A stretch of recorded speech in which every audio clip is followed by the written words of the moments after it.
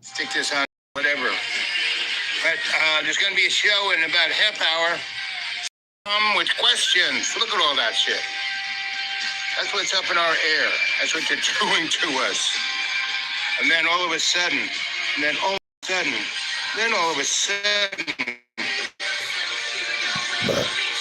turns silver. How did that happen? Oh my God. Ah!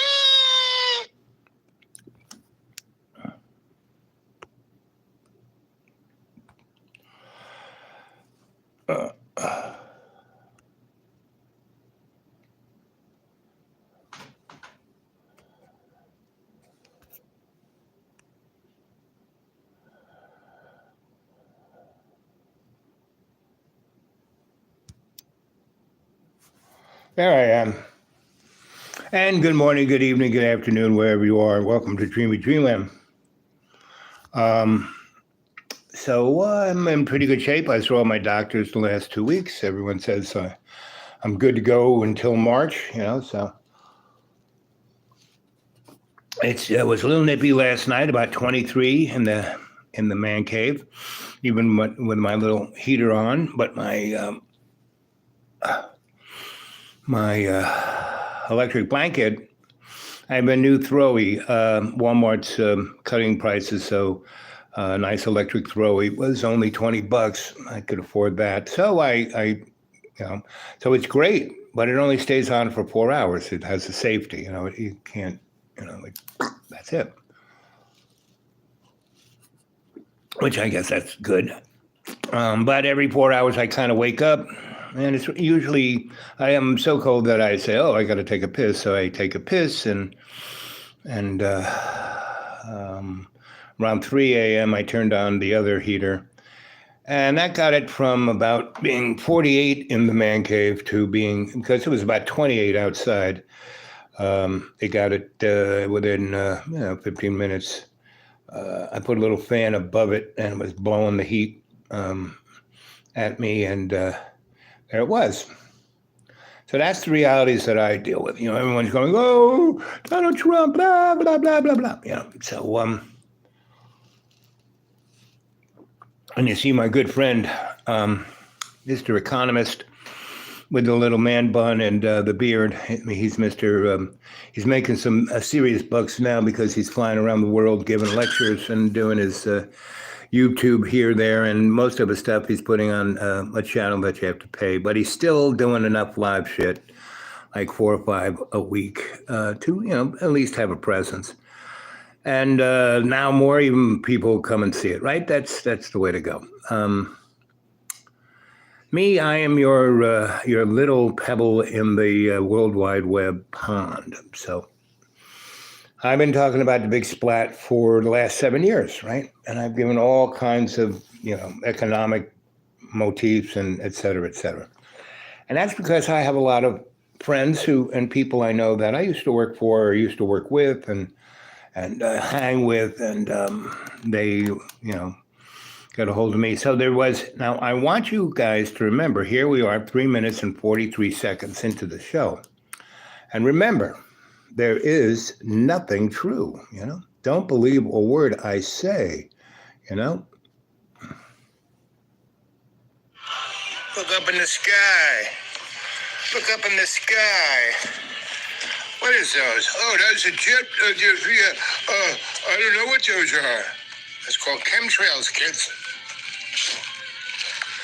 That is putting particulate matter into the sky to precipitate rain, or to keep rain from happening, or getting, micro elements. Look at that, way up there. Look at that. That isn't a natural, that's not clouds. Clouds don't make X's. Look at all that. It's right over my head. It's like I'm targeted, but that's okay. Look at all that. Right there is a sitchin. See that thing right there in the middle?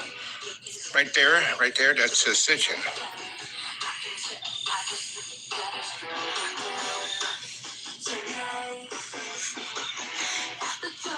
Come on, dance. End time dance. X marks the spot. There's another X. They're all over the place. And they feather out and make clouds. For your entertainment. Me tonight.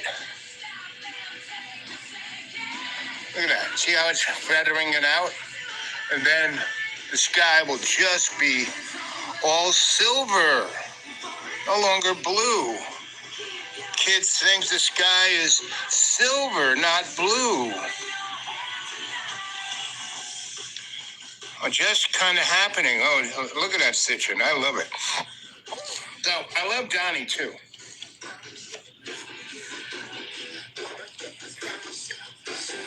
Dance, kids, dance. Come on.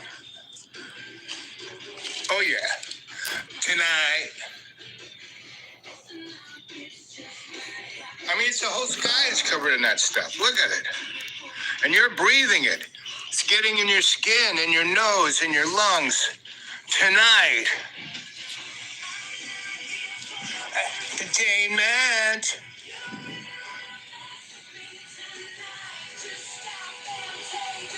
Dance. That's Bugs Bunny up there. So good luck. I've been talking about the big splat for 7 years. I've been going on and on and on. Go back and watch my shows. Go on.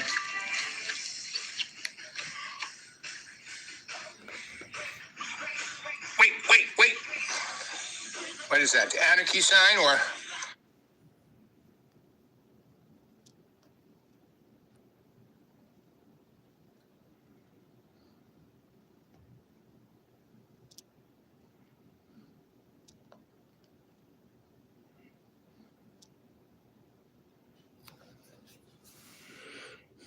Yeah, I'm getting electrocuted.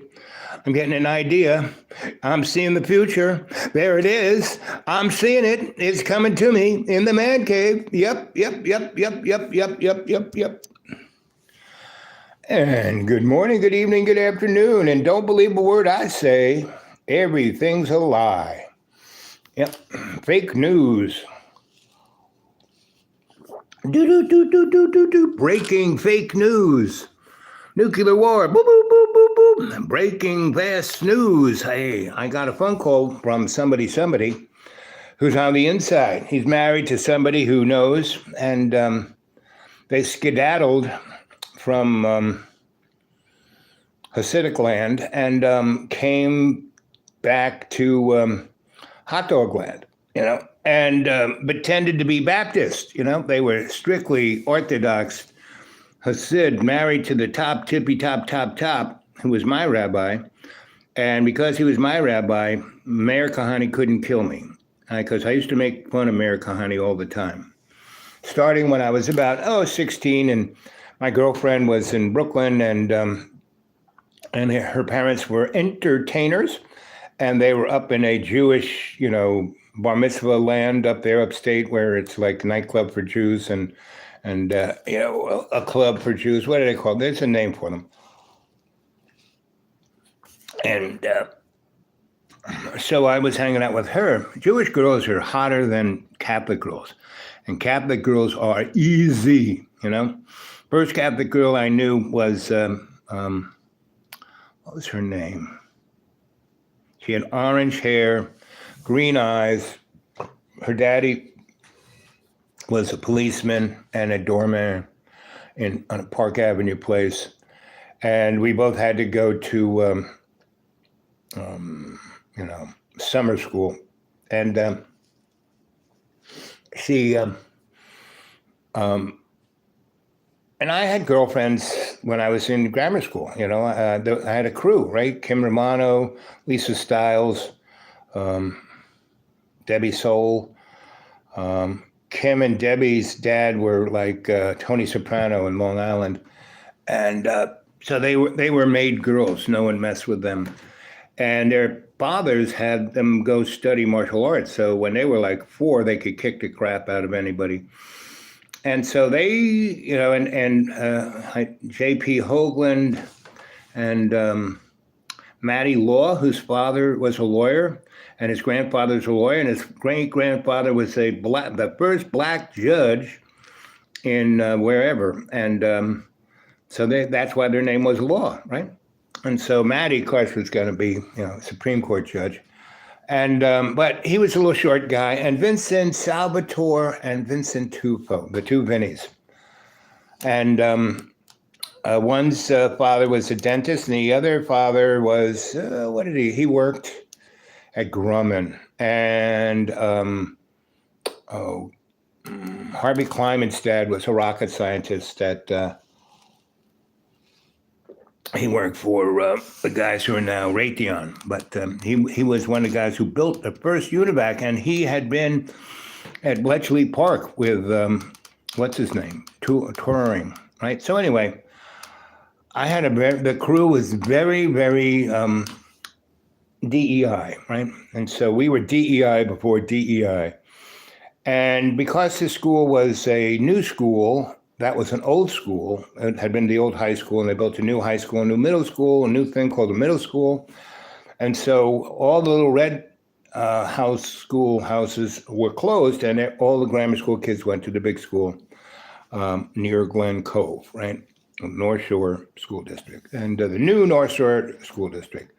And it was like the best school, all modern, everything, new ideas how to teach. Like we learned geometry in second grade, right? But I already learned it from the Maryknoll, so Mr. Morales was quite impressed.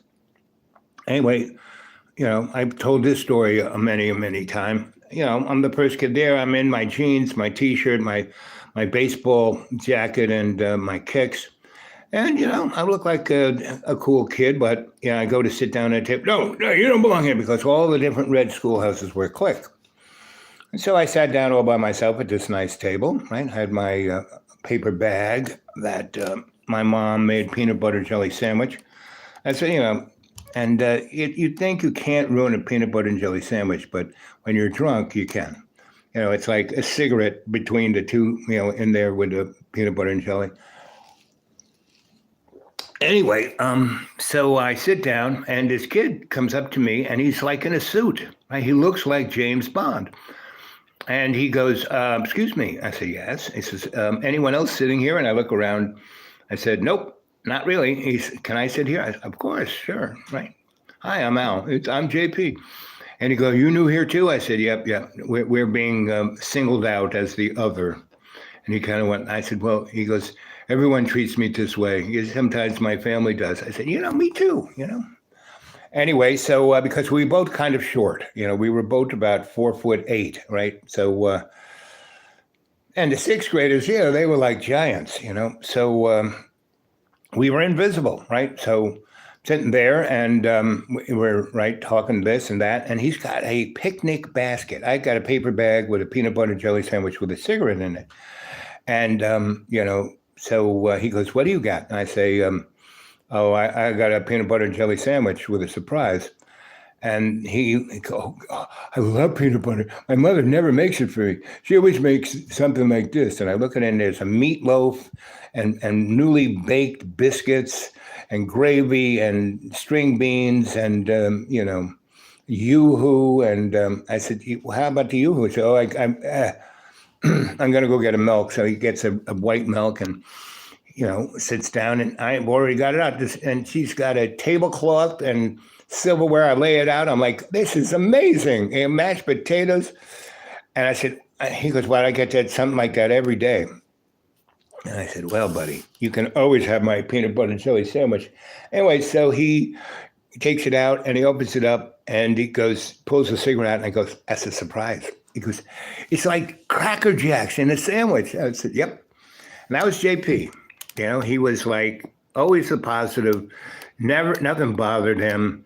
And, we started talking, and he goes, you want to see my gun?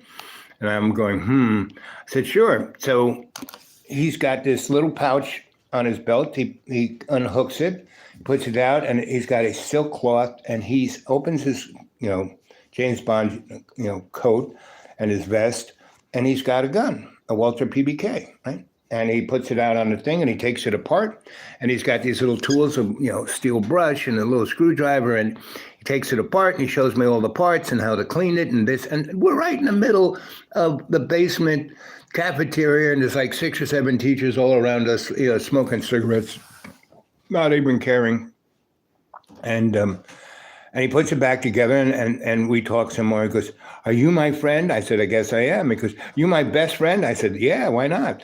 And he goes, "You want to come home and meet my family?" I said, "Sure, if they can drive me back to my house." Oh, my mom, she knows how to drive. She has a car. I said, "Great." So we first day, got my new friend, right? And that went on for the rest of the week. I mean, the story about meeting his family that day, I'll save that. Or go look at the other shows, Again, how you look at all 2,000 shows, I don't really have a name for them. I have very idiosyncratic names. And so you go look at that. So anyway, within a month, we had the crew, right? Kim, Debbie, Lisa, Matt, and the two Vincents, the two Vinnies, JP, me, and there was 2 other people that were on and off. Sometimes they were on the in crowd, and sometimes they weren't, right? So my friend, who was Buzzy, who was like my doppelganger, but taller. And so anyway, we had the crew, right? And it was great. And then spring really came, and we started having lunch outside, and JP's mom started giving a bigger picnic basket because we went over to his house, all of us, as we entered into the crew. And the one thing I'll have to say before I go any further, JP's parents, his mother and his father, their grandparents started the NRA. They were both in the Civil War, both at the hierarchy, and the North nearly lost because no one in the North knew how to shoot a gun, where everyone in the South did. So that's what the NRA was designed to teach every American boy how to shoot a gun, right? So because I knew there were going to be a lot of wars, they were going to start having wars with the Indians because they already did, and so they were going to go after the Mexicans and the Manifest Destiny thing. So they knew they were going to have a lot of wars. And so, because they were a continuation of Rome, meaning the United States government, our founding fathers, who were all Masons, not Christians. The First Amendment says the Congress will make no law abiding a state-sponsored religion. And that's what the yahoos that back Donnie Trump want. And they're going to get it, too. I mean, they've changed all the laws around so they can. They got the Supreme Court in their pocket, all the other judges in their pocket. They haven't signed any of those documents that has the peaceful transition, which means that at some point, if Biden wanted to, he could declare martial law and put them all in jail. He could, which would be another civil war. Good luck with that, right? But I'm not going there today. That's just one of the things on the script, right?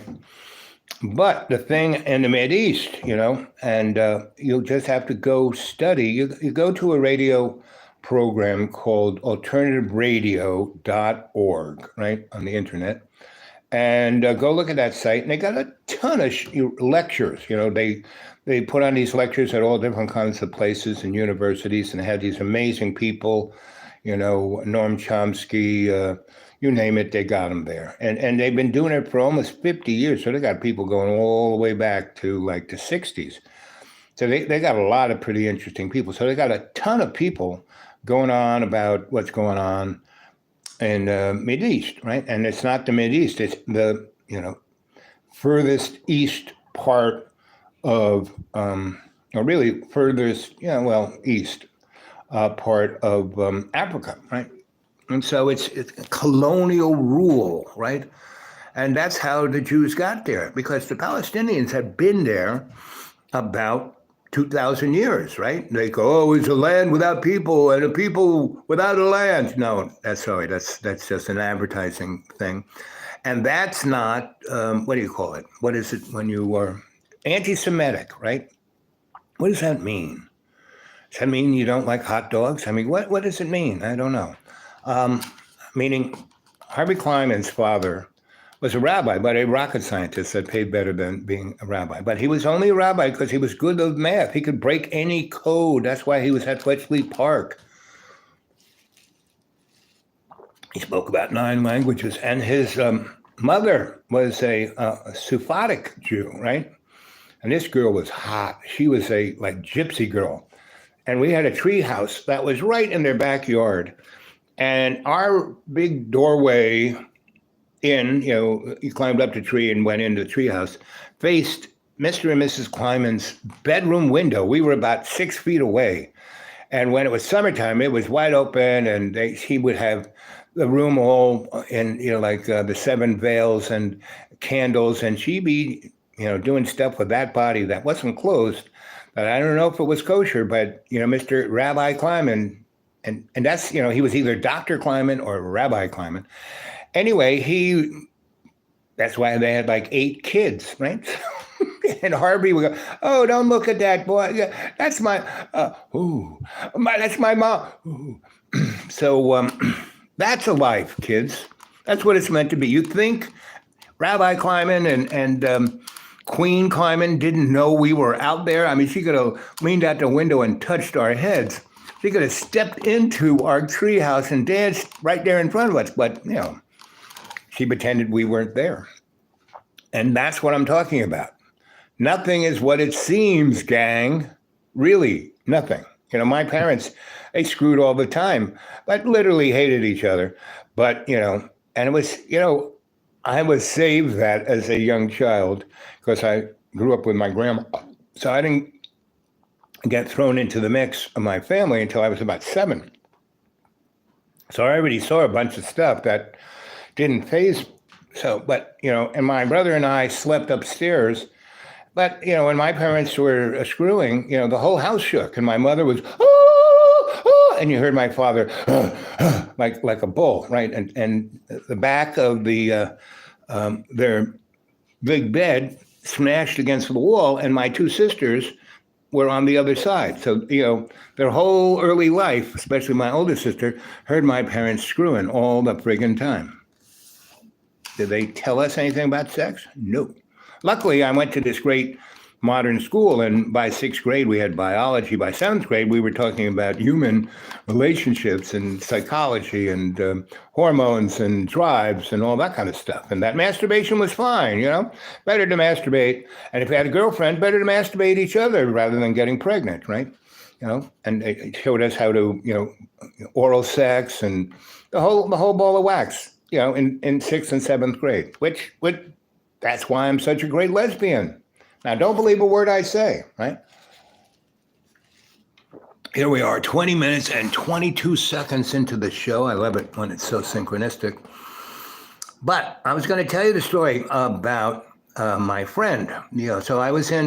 So because of Rabbi Kleiman, Dr. Kleiman, I was, and they were Reformed Jews, meaning they were super duper Orthodox, but they were Reformed. So they kept a kosher house, a kosher kitchen, right? They didn't mix some dairy and meat, and they had a lot of rules. And that was fine. The way Mrs. Kleiman cooked, it was amazing because she was cooking like a Palestinian, which she was, but she was Jewish.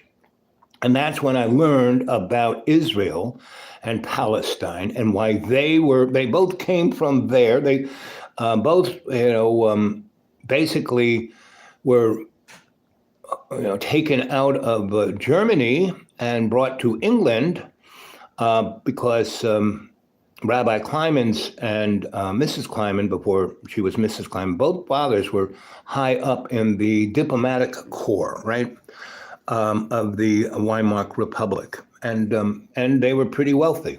So they took the moms and the grandmoms and the grandpops and all the kids that were about 20 and bought a nice house outside of London, and they moved them all there, like, in 1934 or 5, when they saw the handwriting on the wall.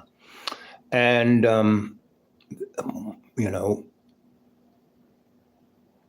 Dr. Kleiman, Rabbi Kleiman's father, and Mrs. Kleiman's father and mother stayed because they had a lot of holdings and money, and they couldn't just, pull it out of the ground and take it with them. They sent everything they could to America and England and Australia, and but they ended up in the death camps, even though they were, diplomats, And so at a certain point, you should get out of town. But these people, because they were so connected, they thought, it was up until the point it wasn't, So I learned all of that, right? And I learned about how, so a lot of those, they weren't the only folks who did this. A lot of Jews did that. And then after the war, the English and the Americans and Australians didn't want the Jews in America. The movie The Exodus, it wasn't about, that was about from 1934 until 1964. Nobody wanted the Jews, period, right? And so they took their money, Dr. Kleiman. So he was in England and he was a teenager and he was great with codes and math and stuff like that. And so he was sent off to Fletchley Park. And his, this other Jewish girl, she was the same, right? Really brilliant and really could type a storm, and she could fix anything. She was a great, a tinker, electrician, motor mechanic, right? So they sent her, there to type. And then they realized, he met her and said, "Hey, you're hot," and she said, "You're cute," and then they became a team. And they worked with Turing. They were the guys who kind of built the machine, right? So after, World War II, Sperry Rand brought them to America, right? And let them have some of their money. And a good chunk of their cousins, anyone under 30 could come if they had, well-educated, had something to offer, right? Along, they got on the same boat with the Nazis, the Operation Paperclip guys. So I got all of this, from third grade on, right? And, told it, and Dr. Kleiman, he would take us to Sperry and have us play around with the Univac, the biggest computer in the world, and we got to play with it. And he had, Sperry had this thing called the Young Scientist, and it was kind of sponsored by Scientific America. And so, we would do all these amazing experiments because they got a ton of shit there. It was right, Grumman was right next door, and they had these junk piles that were in a hangar, meaning not outside getting wet, but stuff they weren't using anymore, but still was pretty good. So why throw it outside? So maybe we could, cannibalize it and do something. So they let us do that. So we built all kinds of crazy stuff, the crew, right? And so all of us, learned martial arts, and we learned jujitsu from Kim and Debbie's sensei in Huntington, I think it was. Anyway, kind of where CW Post College is now. There was a big estate there. And there was a guy who had all kinds of interesting, he was, really rich, and he had all kinds of interesting things, and he had interesting people there. NYIT ended up there, New York Institute of Technology. That's where Christine Barton, the most brilliant person on the planet, the person who invented modern computer graphics. She was the first person to write a algorithm, because back they had computer graphics, but they had to write an algorithm for every frame. It took forever, cost $1 zillion, and so it looked cool, kind of, but guys who had a pencil could do it a lot faster and cheaper and more arty. But Christine made that. Her little PhD thesis at Stanford was that lamp that Pixar has, right? And so she did it at Stanford, worked, and heard that algorithm was worth $1 trillion. They still use it's the mother algorithm of AI, and she didn't get nothing for it. She got her PhD at 18. She got 2 PhDs at 18. First one at 17, then another one at 18, and she got to go to New York and work for GE. And she went, a woman, 2 PhDs. She got to be head of their computer graphics department for NBC and all the media they had. And she was in 1971 whatever. She was early, 70, 71. I met her in 73. And she was making 70 grand a year. So for a woman to be a head of a gigantic department, but all the guys who work there she said they're morons. They don't know squat. They're just in the union, so they can't get rid of it. And I have to do all the work. And then they mess it up. And they're childish. They do these pranks, and just because I'm a woman, and then when I do it back at them, they cry. It's really pathetic. And that's a whole nother story, because I was the first person in GE history ever to get a GE ID, so I could just walk into any of their places. I didn't even have to be with Christine. But that's the reason they did it. They wanted to hire me and said, we want to hire you because, since you've been dating Christine, she's so much better, so much productive, and so much easier to get along with. And whenever you go up on your whatevers, she gets a little testy. So we want to hire you to stay her boyfriend. I know it's a challenge, so we're going to pay you well. I said, no, what are you, freaking nuts? No, she's my girlfriend. I love her. No, I'm not going to you trump her. No. What you need to do is give me we can't give you an idea unless you're working for us. I said, screw that then. She'll have to come down and get me every time I visit.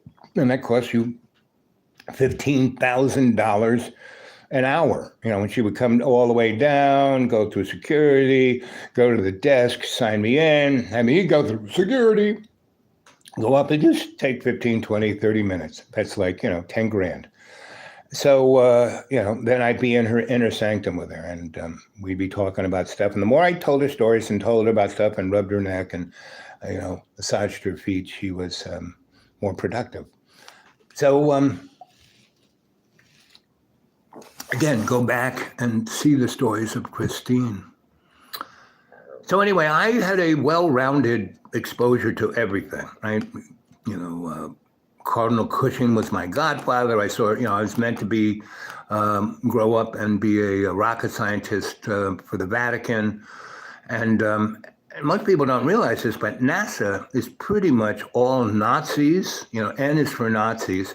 And Nazi priests and nuns, right? So who knew, right? Just because they had, Werner von Braun, he was the poster boy of a good Nazi. He only killed, 2 or 3 million people. And so, he was in on the German. Did you know the Germans had atomic bombs? Yeah. And they used them on the Russians. That's how they killed 60 million Russians in less than 2.5 years. If they were just shooting shells and bullets at them, So, they taught everyone what the United States was king of corporate genocide, starting with the Civil War and shelling Manhattan during the Irish Rebellion in Manhattan, killing 250,000 people. Go watch the movie Gangs of New York. Anyway, so I got this email, right? And this person said, I was told about you to go look at you at Dreamy Dreamland with Sensie Owl Bob. And there you are. Al, look, it's me. And it was my friend from Williamsburg, Brooklyn, who was just like, Dr. Rabbi Kleiman, but he wasn't Kleiman. He was a Jew from Ireland who left Ireland and came to New York. And his dad, they were, Reformed, and they wanted to go back being Orthodox. So the Hasid are like the Baptist of the Jews. They'll take anybody. So, look, they took me. And so anyway, so he showed up and he was there. His family was there. And then they kind of moved upstate, but he stayed with Rabbi Ratner because Rabbi Ratner had these 2 gorgeous, amazing Sephardic daughters, from his Sephardic mom.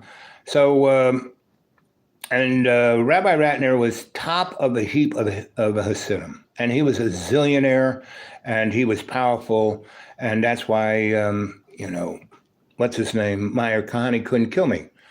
How I met Meir Kahane was when I was 16, I was about 25 5 when I moved from Wall Street into Williamsburg land.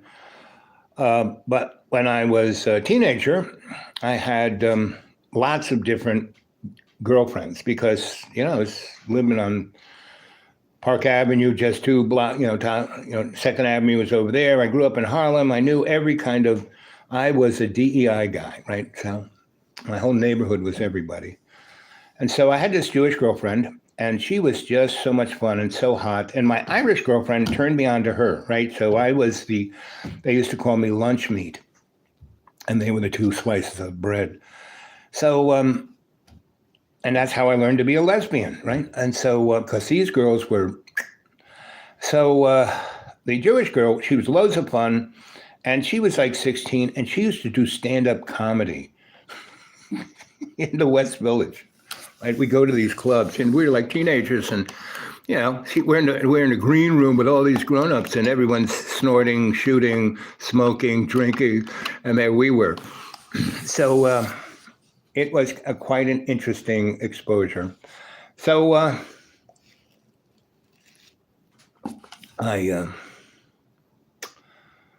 that's how I met my Irish Hasidic Jew buddy. And so he and I and the daughter, we're the ones who studied the Kabbalah, right? We were the ones who got to study the, not just esoteric, the Dabla. We got to, the Torah is just the book. When you translate the Hebrew into Greek and then Greek into English, Torah means you suck, right? So the Torah is the Old Testament of the King James Bible. And if you read it, pretty much everything in there is you suck. Original sin, you suck. No matter what you do, you suck. God will forgive you, but you still suck. You're still going to go in the lake of fire. So end of times, it's got to be you suck, right? And even if you get turned into jello and sucked up into heaven, you're still not going to heaven. You got to wait like 1 trillion years till it's all over, and you suck, right? So that's the Torah. Tabla is more the law book, right? And that's the guys that Jesus threw out of, the Pharisee threw them out of, because they were bankers, basically. They were, Bible says you're not supposed to, charge interest, right? But those guys worked it out. They could work anything out, right? So that's the Pharisees, and that's who Paul was, going trying to kill all the Christians who were Jews.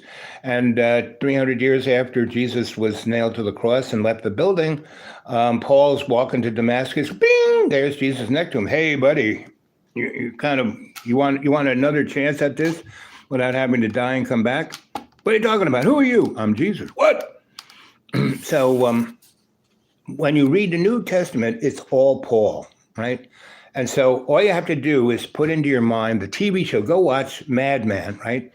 And see Paul as Don Draper in an advertising agency. And his buddies are Mark, Luke, and whoever, right? And all the stuff from those guys are really just letters from Paul written in their script. Luke was, like a doctor, so he's real specific, like very, and Martin or Mark, he was more excitable, and the other guys were, like Mutt and Jeff. It was kind of like, remember Our Gang Comedy, right? The Gas Hound Gang. That's like Paul's boys, right? And they brought us, the Holy Roman Empire, which then broke up into a number of different Orthodox churches, which is kind of based on Judaism, right? It's the 12 tribes, right? So that's why it was easy for Christianity to be reconstructed into all those different Christian religions. But there in Williamsburg, Brooklyn, I got this gigantic loft, and I'm, still the dude in Manhattan doing art and, building stuff and having a grand old time. And every so often I jump on Freddie Laker's airplane for $75 and go to Heathrow and then go visit my friends in Paris and Venice and all the good times I had in Europe. And so there I was, and my rabbi he saw my library. He said, "Man, you read Greek and Latin? That's pretty amazing." And I said, "Well, I'm teaching myself Hebrew. I can read things better than I can speak them because, my windpipe was crushed, my jaw is broken, and, can hear me. I speak kind of strangely. So really strange foreign language that you have to twist your tongue around. But I can read them, so I can take things apart. Crossword puzzle-wise, I'm great in language. It's not so much anymore because I'm blind, so it's hard to read stuff when you're blind. So anyway, this is when I'm in my early 20s. I'm at my top, and that's why Rabbi Ratner has me in his Lubavitcher, and I'm learning the Kabbalah. And the three of us, there was only 4 people in the class, and the other guy was just there because his father was rich and paying Rabbi Ratner a lot of money to have him being taught. And the guy was useless, right? He couldn't even read Hebrew. So he's in this class of super duper coded stuff. And we had nothing to do with them. We were the cool kids. He was the other. And if you look at The Sopranos, and there's a few episodes where Tony befriends a Hebrew rabbi whose daughter's getting beat up by this jerk Hebrew, and he's ripping up the rabbi. That's kind of like the community I was in. And his son gets all upset that Dad, this big important Hasidic rabbi, or maybe been another sect, but anyway, you're dealing with a goyim. What are you doing? Blah blah blah blah blah. And so the rabbi says, "Fuck you, kid." And so he goes off in a huff, and they're like talking Hebrew, right? And Tony, one of his boys, is actually Jewish, and it's really the rabbi is his buddy. So that's why he got Tony hooked up in this. Anyway, it really portrays the Hasidim and the 12 tribes of Orthodoxy really well. In The Sopranos, go watch that. So what else can I say? Oh, yes. I'm talking about this email I get, right? And he says, "Yeah, remember Rabbi Ratner? And I married his daughter, and then we went off to Israel." And I go, "Wow, yeah." And so we have this nice little conversation. And so what he didn't, she was high on the political list, right? And she was mentored by, Golda Meir. And so, she was in that crew. And but her husband was, like a saint. And because he saw all kinds of violence in Northern Ireland. And so that's why they came to America. And so in Israel, they went out there and did the kibbutz thing. And, they were hippies out there, and it was beautiful. And then, the 1967 war kind of didn't have, they were already there before then, after that. But the blowback from that started to show up in their life around them. And because they had a lot of, Palestinian friends, because not all Palestinians are Arab. A number of them are Persian, a number of them are Christian, a number of them are Jewish, right? So they were out in kibbutzes with all these people that were a part of the crew. And so anyway, he tells me the story that, so this was about 2 weeks ago. And he goes, I left, right? And I took everybody. And he had kids who were in the IDF, but they were now in their 50s. And they were all well-placed people, meaning they weren't on the line. They had specialties, doctors and lawyers and diplomats and technical people. So none of them were really getting shot at, but they were seeing it firsthand, what was coming back, right? And they were seeing that that Israel was falling apart from the inside. And it was already on the edge of civil war that summer before October because of, Bibi and Du Bois trying to get rid of the Supreme Court, the only refuge of a democracy that they had. And then the war happened, which got everyone on the side, and everyone drank the Kool-Aid, and it was totally nuts. And so this guy is still trying to work things out so people can get along, and it doesn't quite work. So he realizes, and all his whole family was like, for 40 years, let's stay in Israel. So they would take visits to Ireland and America and other places because they could go all over the place. And now they still can, but the door is closing. So they decided, in about, a month ago that they were going to individually take little vacations, which they all had time to.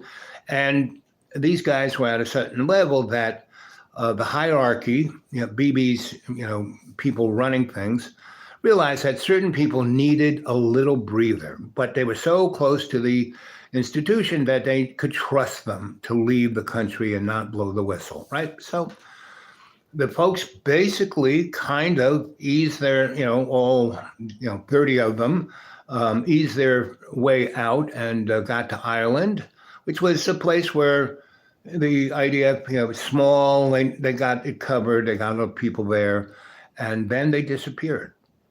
And then he got a hold of me from a undisclosed location, right? And he said they're all over the place, and they really can't. We thought we couldn't be found, but within 2 weeks, they found us all. And and he said, well, we are not going back because we can't do any good. You guys are going to be toast. And we've tried for 40 years to make it work out in a peaceful way, but it's not going to work. So you guys, and so the people who are nasty said, oh, don't worry, you can stay here. Just don't say anything. Don't spill the beans. Don't go anywhere, right? So that's my friend got a hold of me, and which was pretty amazing. And after 40 years, and he tells me this whole story that Israel probably will kill it. He said, the IDF is a citizen army, right? They're designed to respond quickly to an emergency, not to have a year-long war. They're not a real army. There's maybe 6,000 guys who are super professional, but the rest are citizens. And so they don't have the mettle to deal with the carnage. And he said that if it was just, because Israel's right next to the Gaza, shit happens, somebody gets blown up or shot or whatever, they get him into an amazing hospital designed to save his life, and they do, but he loses his legs or his eyes, or, he's never going to be a whole human again. And he said there's about 20,000 young and middle-aged men and women who are in that position. And he said, then there's another 30,000 people who are don't have the mettle to be, he said, you want to see the psychology of the average citizen in Israel, go on, YouTube and go look at,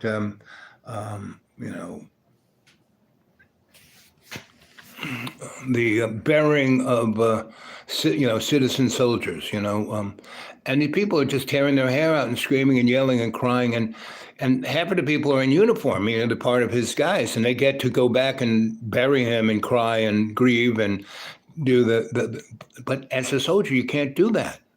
That doesn't lend itself to, so they got these jet planes that can bomb the crap out of anything, and they got robots. We're moving into, James Cameron's envisioned of a dystopian world where Arnold Schwarzenegger is killing everyone as a robot. And there it is. And he said that everyone in Israel is a citizen soldier. So their uniforms are in the closet, and they have their automatic weapon there and bullets. And he said, because there are amazing sects. He said, you think America is separated?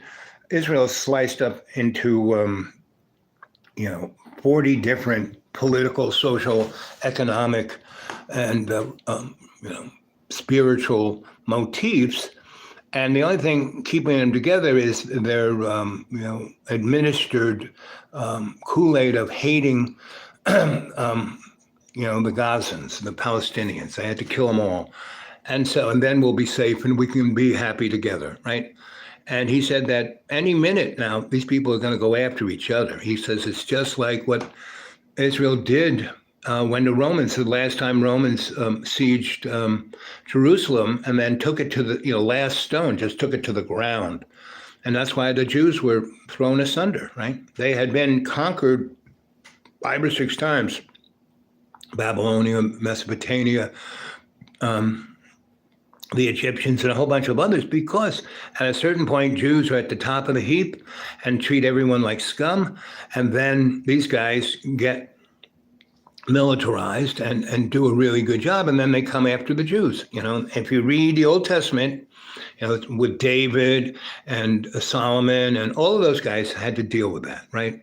And virtually they lost the war because all the Jews at a certain point started fighting each other. That's why they ended up in the desert for 40 years and blah, blah, blah. I mean, God said, right over there, that's the promised land. Oh, we can't go there. We want a better condo over by the water, Anyway, so that's what was reported to me, that he said that he doesn't think Israel's going to make it to New Year's Eve. And he said that Donald Trump is going to triple down on giving Israel all the bombs and bullets they want, right?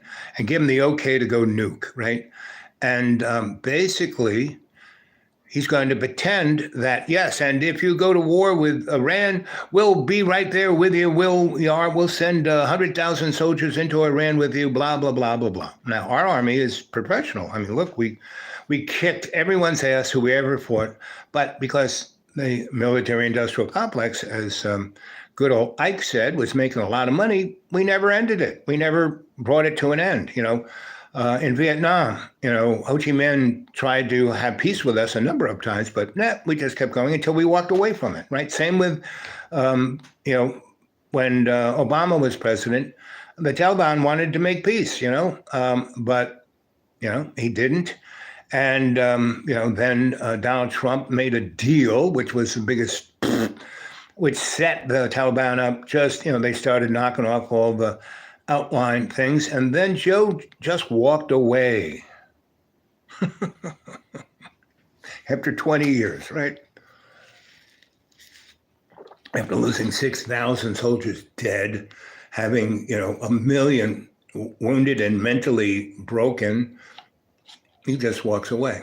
And he could have done it in a nice, clean way, but no, he did it in the most nasty, dirty, chaotic way because he wanted that chaos left in Afghanistan so the Taliban could do what they were going to do. And they wanted them to go back to where they were, and even worse, right? Taliban wasn't this bad back in the day. So that's what we're looking at, right? And so America is going to just turn around, take the boats home, and pretty much take, we have 900 and something bases around the world, and all of them are like jump off points to kill and destroy and keep us as number one. And we're going to walk away from that. And we're going to put a big little fence around Mexico, us, and Canada, and we'll be one country because that's a market big enough, resources more than enough, and that's the only way that they can arrest and send home 40 million illegal aliens is by making, NAFTA already made Mexico and Canada and the United States one country, a economic bloc, kind of like the EU, right? But when Donnie came in, he doubled down. He actually made it so we're all one country, right? And so they're the people are gonna go after. They have this thing called a first team, meaning that makes the SEAL team guys look like nothing, right? And they're just going to send those guys against all of the cartels. They're going to say, you can go retire, start a restaurant, go some other country, but you got to get out of here or else, right? And they'll say, well, we're the cartel. And then the first team will come and turn them into Quavagelling, right? And then we will be happy. And we will end up like Brave New World, Donald Trump will become Big Brother, Big Daddy, And so that's where we're at. Well, that's not going to happen because you study history and everybody and his brother has had a plan like that and had better planning and logistics than we did. And it didn't work out for them too good. Every empire has collapsed, and ours and the empires are always collapsed from within.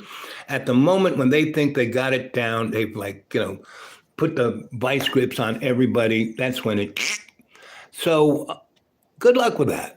Everyone who's like freaking out and going into their bolt hole or going on about how we have to stop this, we have to have this, and if everybody was just Christian, or all our, we put Bibles and, we tattoo it in their brain cells, no. See, the Bible is a great book. What it is a tuning fork. It's meant for us to vibrate with God's unconditional love and Jesus' unconditional forgiveness. And it's not God ain't a big white guy with a big beard who sits on a golden toilet and shits on everyone. You suck. That's not God, right? Of the Old Testament, no. Jesus of the New Testament, turn the other cheek 70 times, No, these guys were actual character actors, but the spirit of that, spiritos, right, of God's unconditional love, which is unconditional co-creation within love's creativity, right? And unconditional forgiveness within the dynamic of creation, right? So that's what the Bible is really good for. It's a tuning fork for that. It's not to memorize and quote verses. It's put those verses in your heart, right? So the little, so my friend said he can't do anything. And so I've told this story to a few, that guy should go back and stop them. And, the guy said, the people in suits who went and talked to him said, you stay here, you do whatever you want to do, have a good time. You did your service to Israel and so is your family. We don't need you. Just shut up. Don't say anything, right? So he's in an undisclosed place. They all are in separate places. And so they were found within a week. So he said, I've been watching all your shows, and I think you're the only guy who can tell the story. And don't believe a word I say. This has just been here for your entertainment, God bless Donald Trump. And we love the Jews, because we're, messianic, right? And that's what Donnie's Christian boys want. They want to push Israel into a all-out end times fight, and then we run away and leave Israel to suck it, because they, just what God said in the Old Testament. You suck, right? So anyway, that's what I was told to tell a story of, and that's why I'm your griot here to tell you a story. So I hope you really like that one. And the place I normally do a show wasn't there, so I came over to do my laundry at my friend's house, and I was able to tell you the story. And don't believe a word I say. This is a big lie. None of this is true. Don't believe a word I say. Go watch all the other 2,000 shows and don't believe a word. But it's awful entertaining. It's kind of fun. Go for it. It's a lot more entertaining than John in his underpants. Now, John in his underpants is kind of cool, especially when if everyone were to bet whether John's junk was going to jump out at any moment, then it might be, if he had, how am I going to pay my bills? If he had a little counter on there, people betting on when his junk was going to fall out of his, because now he did that show where he sat on the camera. That was kind of amazing. And his junk was right there, right? But it was kind of in the shadows. So, but he does that all, for the last 4 years. That's all his show is. Or he's, lifting 100-pound barbells, really? And he's always, praise God, praise Jesus, praise God, praise Jesus, praise God. That's a transsexual toy, thinking if you say it enough, you're going to go to heaven and not end up in a lake of fire. Hate to tell you, there is no lake of fire. Lake of fire is right here. Go to Gaza. You want to see the lake of fire? Go to Gaza, right? Go to Ukraine, right? Go to Africa. Go to the South Bronx, there are a lot of places in America where you can see the lake of fire. In East Palestine, Ohio, where the trains ran off the thing and the toxic soup, disgustingness, it's still there. We don't hear anything about it. Everyone's getting cancer, but don't believe a word I say, right? Go Google this shit. It's pretty much there. So I hope you like this one. Maybe I'll get around to do another one today, but it's getting cold. I have to drive an extra 40 miles. What used to take me 15 minutes, it takes me an hour and a half, because the road, the main road, the state road is gone. And so I have to go on a really shitty, not even a county road, a farm road around the lake. And all the traffic that was on the state road is now on this shitty road. Now, luckily, you can time it, meaning when they're going off to work, there's a zillion cars and tractor trailers. And this road is it's only 20 feet wide.